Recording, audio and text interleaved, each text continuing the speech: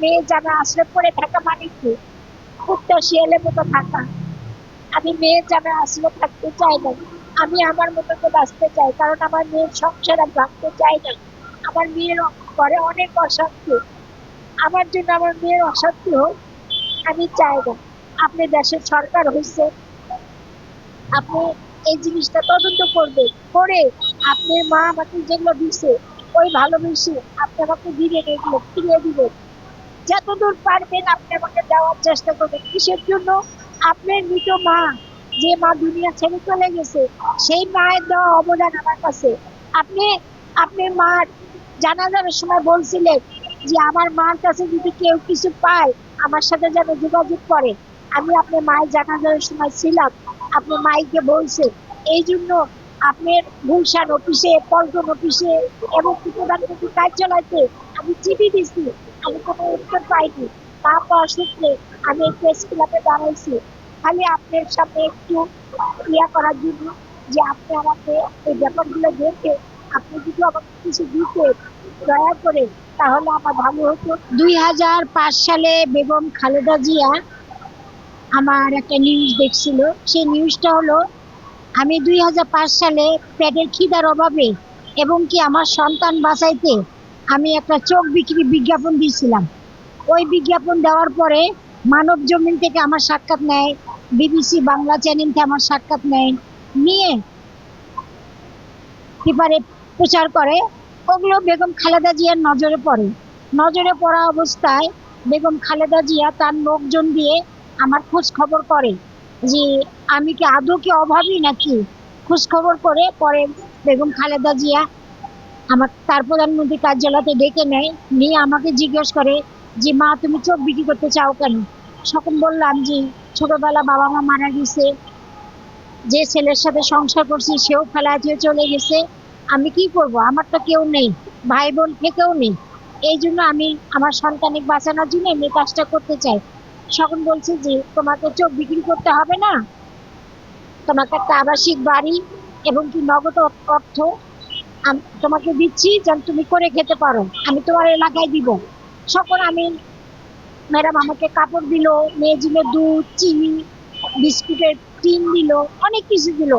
এই কথা বলতে বলতেই মাঝখান দিয়ে একটা লোক ঢুকলো, তার নাম হলো ডক্টর ফিরোজ, যার বাড়ি শিবগঞ্জ আলিয়ার হাটে। ফিরোজ ঢুকলো, ঢুকে ম্যাডামকে বললো যে ম্যাডাম আমার ওখানে আবাসিক বাড়ি হচ্ছে, ওনার দায়িত্বটা আমাকে দেন। তখন বলতেছে যে শিবগঞ্জ আর কালাইখানে কতটুকু থাক, আমাকে জিজ্ঞেস করছে। আমি তো অল্প একটু ম্যাডাম, তোমার কোনো অসুবিধা? আমি বললাম ম্যাডাম অসুবিধা নাই, আমাকে যেখানে দিবেন আমি সেখানে যাব, আমার আশ্রয় দিয়ে কথা। তখন উনি ম্যাডাম আমাকে যে চেকটা দিছিল, একটা খাম দিছিল, উনি খামটা নিয়ে নিল, ওই ডক্টর ফিরোজ নিল, ম্যাডামের সামনে নিল, নিয়ে পরের দিন আমাকে সেই বগুড়া শিবগঞ্জ আলিয়ারহাটে নিয়ে যায়। নিয়ে যাওয়া অবস্থায় আমাকে একটা মাদ্রাসায় জায়গা দেয়, সেটা হলো মাদ্রাসা, ছেলেদের মাদ্রাসা। ওখানে একটা খালি ঘরে আমাকে জায়গা দেয়, আমি 2 দিন থাকি। 2 দিনের মাথায় আমার বাচ্চা যেমন জ্বর তেমন বমি, মানে এক পর্যায়ে আমার বাচ্চার অবস্থা খুব খারাপ হয়। তখন আমি মাদ্রাসার ইমাম সাহেবকে বলি যে হুজুর আমার বাচ্চারা অসুস্থ, আমার বাচ্চাকে একটু ডাক্তার দেখাইতে হবে। তা করতেছে মা দাঁড়াও, আমি ওই আমাদের স্যার যে আছে ফিরোজ সাহেব, ওনার লোকজন খবর দেয়। ওনাদের খবর দেয় যে মাদ্রাসা দেখশন করে, উনি আসে না, আমার কাছে আসে না। না আসা পত্রে একে একে 3বার হুজুর খবর দেয় যে ওনার বাচ্চাটা অসুস্থ, ওনার বাচ্চাকে কিন্তু ডাক্তার দেখাতে হবে। উনি গুরুত্ব দেয় না, কারণ ওনার বাচ্চা অসুস্থ, আমি কি করব। আচ্ছা যাই হলো, পরে হুজুরের পকেট থেকে আমাকে 200 টাকা দিল, দিয়ে হুজুর বললো যে শিবগঞ্জ সরকারি হাসপাতাল আছে, ওখানে যা বাচ্চাকে ডাক্তার দেখায় তুমি চলে আসছো মা। আমি একটা ভ্যান ধরে সেই শিবগঞ্জ গেলাম, সরকারি হাসপাতালে যাই, আমার মেয়েকে ডাক্তার টাক্তার দেখায়া আমি আবার মাদ্রাসায় ফিরে আসলাম। আসা অবস্থায় মাদ্রাসার সামনে একটা দেখি অ্যাম্বুলেন্স খাড়া হয়েছে, অ্যাম্বুলেন্স খাড়া হয়েছে, প্রশাসন খাড়া হয়েছে। পরে আমাকে বললো অ্যাম্বুলেন্সে উঠতে। আমি বললাম যে অ্যাম্বুলেন্সে উঠে কোথায় যাবো? তো অ্যাম্বুলেন্সের ড্রাইভার আমাকে বলতেছে যে মা এখানে তো তোমার বাচ্চার অসুবিধা হচ্ছে, বাড়ির কাজ হতে 2 মাস লাগবে, এই 2 মাস তুমি রাজশাহী থাকবা।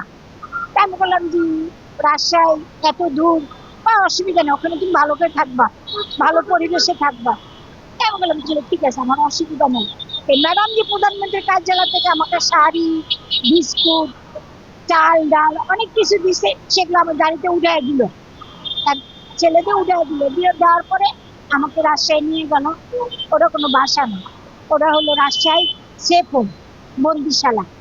তা আমি সেফ হোমের ভিতরে ঢুকে বললাম যে এটা তো অনেক বড় একটা এরিয়া, এখানে ঘর কোথায়? তা বলে হ্যাঁ আছে, অসুবিধা নেই, এটা ভালোভাবে থাকতে পারবা, এখানে বাবুর্চি আছে, কাজের মানুষ আছে, অফিসে স্যারেরা আছে।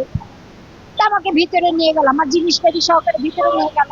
ভিতরে যা দেখি, ওখানে পাগল, আবার ওই যেসব মেয়েরা প্রেম করে বিয়ে করে তারা, বিভিন্ন রকমের মানুষ ওখানে থাকে। আমার কথা যে ম্যাডাম আমাকে ভালোবেসে বাড়ি দিল, নগদ কিছু অর্থ দিল, কিন্তু ডক্টর ফিরোজ আমাকে কিছু না দিয়ে রাজশাহী সেগুলো কেন রাখলো, কোন অপরাধে রাখলো? আমি আমার চোখ বিক্রি করে খাইতে চাইছি, কারণ আমার পেটে খিদা, আমার সন্তান বাঁচাইতে হবে। কিন্তু ওনার তো কোনো অসুবিধা নেই, উনি আমাকে কেন 2 মাসের কথা বলে 2টা বছর রাজশাহী সেগুলো আটকে রাখলো?